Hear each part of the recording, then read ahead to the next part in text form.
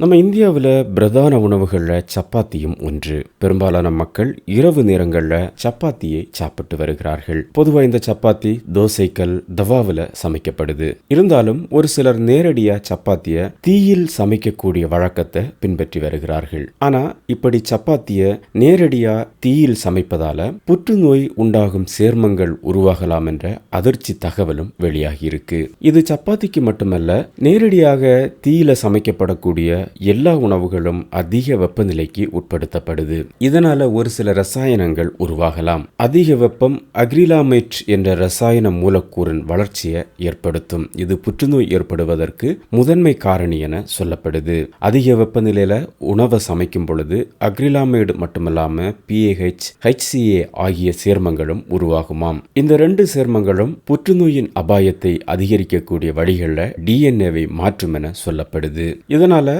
நம்ம சப்பாத்தியை சமைக்கும் பொழுது, நேரடியா தீயில சமைக்கும் பொழுது அதிக அளவு வெப்பத்துல சமைக்க கூடாது என சொல்றாங்க. அதுபோல நல்லா கருகி போகும் அளவிற்கும் சப்பாத்தியை வேக வைக்க கூடாதாம். அதிக தீயில நம்ம வேக வைக்கும் பொழுது அடிக்கடி சப்பாத்தியை புரட்டி போடுவதும் நல்லது என சொல்றாங்க. ரொட்டியை நேரடியா தீயில சமைத்தா அதோட சுவை நல்லா இருக்கும் என நீங்க விரும்பினால் அதை அளவோடு சாப்பிட வேண்டும் என சொல்றாங்க. மேலும் அதோடு வேறு ஆரோக்கிய உணவுகளை சேர்த்து சமநிலைப்படுத்த வேண்டும் எனவும் சொல்றாங்க.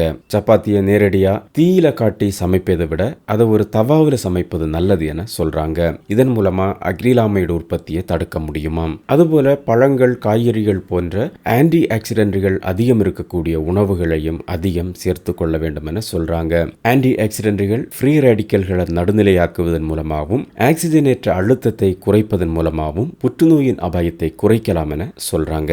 நேரடியா தீயில சப்பாத்தியை சமைப்பது புற்றுநோயின் அபாயத்தை அதிகரிக்கிறது என இன்னும் நிரூபிக்கப்படவில்லை என்றாலும் ஒரு சில ஆய்வுகள் அதற்கான வாய்ப்புகள் ஏற்படுகிறது என சொல்வதாக சொல்கிறார்கள்.